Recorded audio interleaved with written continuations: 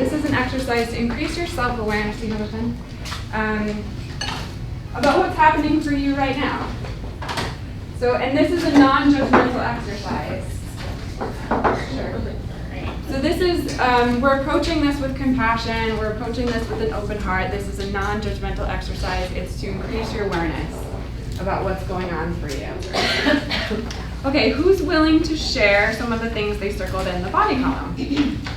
Did anyone circle sugar? Yes. Yeah, okay. Junk food, soda, coffee. Yeah, okay. How about sitting too much? Lack of exercise? A few, okay. Lack of sleep? Oh. Do you guys know the Sleep Revolution book by Arianna Huffington? Yeah. Put that on your list. Okay, who's running on adrenaline instead of food? Anybody? Only two? Come on, that's my favorite one. Adrenaline, running on adrenaline instead of food. For hydration, who's drinking all their water they're supposed to? Oh, okay. Who doesn't go outside and play anymore? Okay, half the room. Is there anything else on the body list that I didn't include that you think is significant body-wise that you've noticed? Yeah. I think going to sleep late or waking up late. Okay. I know personally affects me. Not being in the right rhythm. Yeah. Yeah. And that's something that I think that's my biggest struggle. Yeah. Okay. I'm a We'll night talk owl, about but I that. want to be a morning person. Right. Absolutely. Ayurvedic medicine talks a lot about sleeping with the rhythms of nature, going to bed when it's dark, getting up when it's light, to help you synchronize. Yeah. Yeah. Any other body ones? No? How about mind? Who's always busy? Always on the computer? Always on the phone? Yeah? How about who's not taking out time to be quiet like we did in our meditation? Okay. Creativity and fun. Who's not going out to the clubs on South Beach anymore to go dancing? How about worry, regrets, thinking about the past? Oh, I shouldn't have done it like that. Why did it happen that way? Or the future. Or the future. Future is generally an anxiety feeling. What's going to happen? Oh my God. Sadness, grief, depression. That can be a heavy one. It can also be kind of elusive. How about conflict? Who's got fights brewing at work or at home or in the traffic driving in Miami? Me. I think like 3 cars tried to hit me when I was driving here today. Okay, home office. So there's a lot of different ways the home office could be impacting our well-being, right? Who needs to clean their car, their desk, their house? Okay. All right, who's just uncomfortable because it's not the right, it doesn't feel good. It's like too hot, too cold, too something. You know, it's maybe, okay, there you go. What is it about it that? The office is just. Is it too I don't cold? feel comfortable there no more. Okay, and what, That's do you know one why? problem. Yeah, I know. Okay, I'm gonna change office. okay, perfect. We have just a solution here. Boss behind you. Oh! You don't have to share anything, that's why it's private. It's She's private. doing that because her boss is behind her. How about eating alone, living, working alone, not having enough human contact, maybe isolating, too much time online, not enough human time? Does that happen to anybody? Then Yeah. break your office at the center because you won't have a lack of Here? Alright, everybody's moving in. We're all moving in today. Right? Too much human time. Too much human time. Okay, so if you have kids, so she has 2 kids, right? So maybe you have a lot of demands on your like kind of physical space. Too much human time, not enough solitary time. Is there anything on these other lists that that are not here that are affecting your well-being? Go ahead. I don't know where I think, but I think people could be a big. Like toxic people, like negative people. Oh, yes. And how does that impact you? You kind of absorb the negative energy. Right. Absolutely. And so we can talk about ways that you can protect your energy and the solution space when we get to that. Absolutely. Go ahead. I think it affects a lot of this, but taking time. Mm-hmm. Literally, how you, not scheduling, but like taking time for yourself. Right. So making sure that you've blocked personal self-care time, that you can put any one of these things in that box, right? Yeah. Fitness, sleep, creativity, friendship, lack of humans. You can put any of those things in that time block, right? Okay, in your reflection, how do you think these toxic people or, not going outside to play or any of the things, maybe your boss being mean to you, how do you think that these things are affecting your energy, your mood, your quality of life? Come on, what do you think? No, you get sick. Yeah. I get sick Yeah. whenever that happens. Either I get migraines or my immune system just shuts off. Right. So, yeah. So your body's telling you something, right? So we have an interesting model in Western medicine where we say pain, injury, illness is a bad thing. Let's squash it. Let's kill it. Fight on cancer, right? That's the attitude we have in Western. In Eastern, we go, oh, I've just received a message, right? I've just received a message, and it has information for me about something that I need to do differently. I need to interact with people differently. I need to cut some people out of my life. I need to go to a different office, and we welcome it and we embrace it. And we also believe in an Eastern approach that if it comes and it just taps very quietly and says, maybe you should go to a different office. If you don't listen, it will knock a little harder. It will knock a little harder until you're in the hospital. That's the way that we believe that the body is communicating with us. And that if you can learn to listen to the whispers when it says, then it doesn't have to come back with an injury or an autoimmune disease or something more dramatic, because it really, really wants to tell you something and communicate with you. Okay, who has a toxin and a solution that they would be willing to share? What could you do instead of sugar? Sugar was a popular one. Go ahead. Honey. Honey. Okay, I'm going to switch to stevia. I'm going to switch to honey. Go ahead. So instead of having something sweet, sugar at night, have a piece of fruit instead. Perfect. We have watermelon in our refrigerator right now. Great. Grab some watermelon or some berries or something. What else? Did anyone have a non-sugar example? What about my sleep people? Go ahead. So I said take a bath or shower in the evening. Lovely. Yeah, I slept well last night. I did that last night. So and then kind of think of something more pleasant, or read something that is uplifting rather than going through what I left on my list. Yeah. That's great. So what you do as your nighttime ritual. So I would call that a nighttime ritual. For me, yeah, you can incorporate essential oils. So you're doing a bath, calming oils or oils like lavender. You don't want to do peppermint or citrus. You want to do something like a lavender that will help bring you down. The heat is very relaxing, right? It softens the body. And the rituals that you talked about reading. So maybe it's some soft music. Maybe it is like an inspirational text or something that you're reading that helps your body kind of do the wind down. Those are great rituals. What else? Go ahead. This wasn't something I had on my list, but a few months ago I had to stop. I'm a weather junkie, and I like to, I don't know why, I think it's going to change every 10 minutes.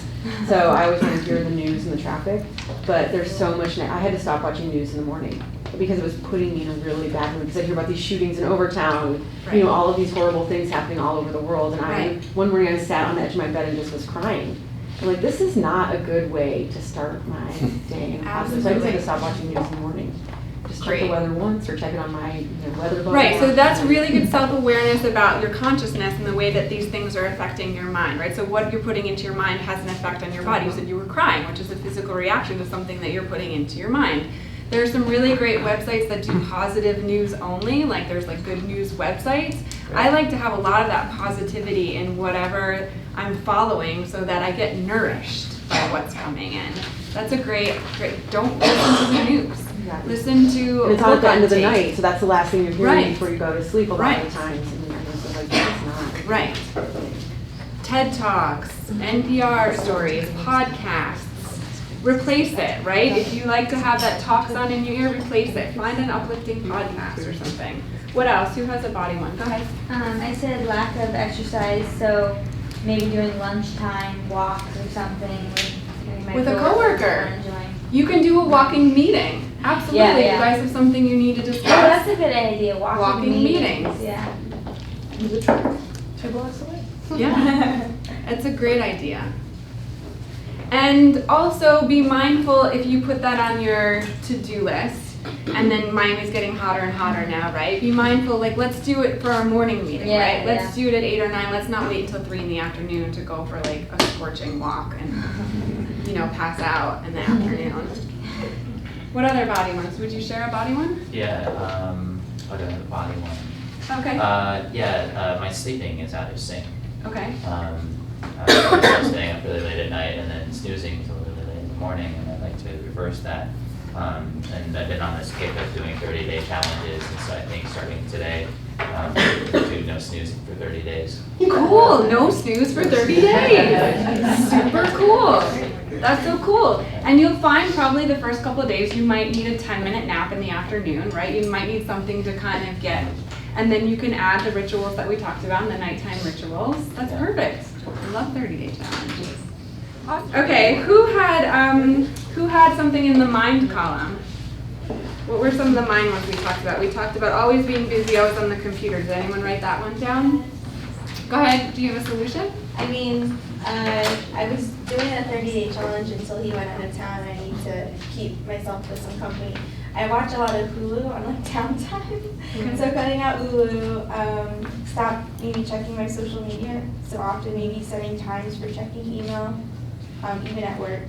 Commit to like a morning and a mid-afternoon or something instead of always like something comes in like, because that constant distraction, then you like 20 minutes later, you're like, wait, what was I doing? Right. And also, I really want to get back to reading more books because I think my focus has like diminished because being on the internet. Because you're making yourself Yeah, ADHD. the brain is used to working so fast because I used to read a lot when I was younger, and it's hard for me now. Okay, those are all great things. I would not try to implement all of those Right. things at the same time, Yeah. but those are great suggestions. So creating boundaries, I call those like technology boundaries. Creating some boundaries for yourself. You can do something as simple as like turning off the Wi-Fi or the internet or whatever, putting your phone on airplane mode, and then you can check your calendar or whatever, but you're not, you don't have access. Or they have some things, I'm forgetting the name right now, but they have something that you can put on your computer that blocks you from social media for time periods that you set, and you can't get around it. You've blocked yourself. So different ways that you can enforce the boundaries for yourself are good things to do with technology. Yeah, that immediate response is tough. Go ahead. Mine was Facebook. I've already been in the process of like limiting Facebook, but the main thing is that on Facebook in the morning. So anytime afternoon is fine, but I feel like it just sets your day, like it drains, it kind of sets you up to feel awful, actually. Like the news? First thing in the morning, Like so no Facebook until afternoon. Okay, great. You have pretty So positive friends. on that same thing, I put lack of creativity, and then I said, well, I would limit the news and sterile, boring information that I see. Bring a lot. in, right, Yeah. get a book or get a podcast about something totally obscure that you're passionate about. Like I like sailing. Like find something that's just not related to work at all and create space for that. What, any other ones? Go And ahead. one more thing, so what I do, I mean, I was doing this before, but it's really helpful, is that on YouTube, I have a playlist. And I have Eckhart Tolle, Yeah. and Abraham Hicks, Nice. and so that's the only thing I'm allowed to listen to in the morning. Nice. Awesome. You can also do, I have a lot of beautiful yoga sutra music that like it doesn't have English words, right? It's just mantras and it puts you in that kind of mindful meditative place. I love that for the car, for walks, things like that. I had, I don't know if we talked about, I have like the always feeling busy syndrome that everyone has. Yeah. And like there's just not enough time. And it's something that I'm just not exactly good at, but I think in order to manage my time, I need to plan better. So I just, I get really stressed about not eating a good dinner, but it's because I didn't really think about it till like that day. So Right. just trying to plan more to manage like that running from one thing to the next. Okay, can we break down plan more? Maybe you know this or maybe other people can jump in. Can we break plan more down into something very, very tangible? Like is it that you set aside time in your day where you're going to do the meal planning for the week, or what do you think? I started to, well, just in terms of the literally at work busyness, I started to try and bookend my weeks of Mondays and Fridays with no meetings. It's almost impossible, but like if I have a standing meeting, one meeting every Monday, I have to change that. But in general, I'm like, no, I'm not available. I just am not available. And even booking out times to make doctor's appointments or like if you don't schedule time for yourself, then Right. you can just fill it up with work Right. or stuff for your family. Right. How do you guys work well with accountability partners? Could you buddy up with someone? Could you buddy up with a coworker or a friend where you have like a standing time? Like Alexander and I have started getting on Skype on Mondays. Like, can you buddy up with someone and you say, okay, let's have this talk now. When are we gonna have our walk? When are we gonna make our meal plan? Sometimes having that makes it a lot easier than trying to do it by ourselves. Anybody have any other suggestions? Well, Brian here, we had started like a financial accountability thing, and maybe he would be able to. Thursday at 4 p.m. Yeah, right here in this but room. he's really need a good budget. at keeping people On like task? on task and following through as well. I would say. I don't know. You're the taskmaster? Mm-hmm. I'm a project manager. Okay. Great. Any other mind ones? Go ahead. So what we always do see, I think it leads to having anxiety. Great. Because you never have time to do what's coming up. And something that we've talked about is sort of allowing ourselves, or myself, an hour a day to either meditate, to exercise. Great. I'm holding myself accountable to that time. Awesome. I need an hour a day for that. Yeah. Awesome. And that's Do you work reducing here in my this stress building? dramatically, yeah. Yeah, and you have this space across the hall that's That unbelievable. we never use. Yeah, it's amazing. Wednesdays, 4 o'clock. And for that, I highly recommend program it into your phone. Yeah. Put it in your calendars that that's what you're gonna do for the day. Yeah. But speaking of Even with that, especially with meditation. I love the meditation, but maybe we have to have a morning and an afternoon option, because our stuff just heats up. Yeah, Boom, by the end of the day. And we can't just say, oh, sorry, gotta, go, Right. because there are decisions and things that have to be made. We're accountable to people. So maybe Yeah. in the morning before it heats up, we can try Yeah, self. and that's ideally the Yeah. best time to meditate is in the morning. Yeah. Awesome. Finding No the right taken. time in the day so Thank that you. you're comfortable. I worked in the corporate world forever, and I was always nonstop. And I noticed now, and I hated meditating. It was so hard because my mind was always going to people like need it. And so I noticed that if I have a daily practice, my day is totally different. So I don't stress out. I show up, and whatever happens, happens, and I'm not so caught up in my head. Right. And I get it. We have different types of stresses. But I think, and I know, it's just making the time and just doing it, even if it's just twice a week. And then you'll see how good you feel, and you're like, wow, this is awesome. I'm gonna have to put, 15 minutes.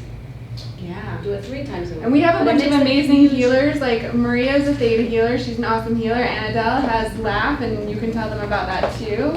And Alexander, I know you do branding, but she's like the president of the Holistic Chamber of Commerce. You're surrounded by like amazing healers that are accessible to you if you need a buddy or a partner to teach you different methods, So you can tap into that as well. Any other mind ones? Yes. Yes, go ahead. One of the things that I did over a year ago, Mhm. and it helped me down to cut down in checking emails, Facebook, looking at the media in the after TV on the morning. Actually, I'm almost done with all these things. I start reading one book a week. Great. So I read one book a week in anything that is about your business, your personal life, your health, or business you want to develop, and you'll be surprised how your mind will expand. Great. Because what So happens that's is- like a meditation for you. That Yeah. focus and that concentration. The reading is very centering for you. Yeah, sometimes not even reading. I say, okay, I don't have time to read the book. I'm gonna listen to there's plenty of audio books for free on the internet. Yes. And that will help you to. Yes. 70% of the stuff that you do on a daily basis is not taking you anywhere. Yes. When you start reading, Yes. you became so creative. Yes. You'll be amazed. Well, okay, who has an example of a toxin and a solution for home or office? Go ahead. The clutter is out of control. It's out of control. It's out of control. And What are your solutions? what I'm going to do is, since I'm not going to be snoozing for the next 30 days, I'm going to wake up early while she's still asleep and clean. I'm not gonna say Oh, that's going to make everything's hard to pack. So there's a really popular book right now. You guys know this? The Art of Feng Shui, is it called? Like the tidying book? Yeah, the Never Tidy Again. You know this book? The art of tidying up. The Art of Tidying Up. It's like an international Wow. bestseller, 40 million copies worldwide, something. And the theory, I'll boil it down into one sentence for you. You can still get the book and follow the lady. But the sentence that is the sort of core of her technique is you pick up whatever it is and you say, does this bring me joy? And if it doesn't bring you joy, it's gone. That's the essence of her whole thing. That's the essence of the whole tidying up.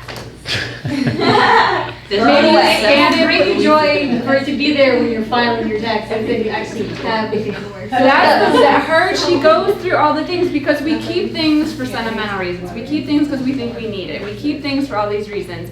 And she says, going back to like the watching the news and whatever, if you want to be living in an environment that cultivates well-being and you want to be feeling joyful all the time, hi, nice to see you. The best way to do that is to go through and see, does it bring me joy? That's her, and you know, there's a whole book about it, so you can get the book and follow the method, but.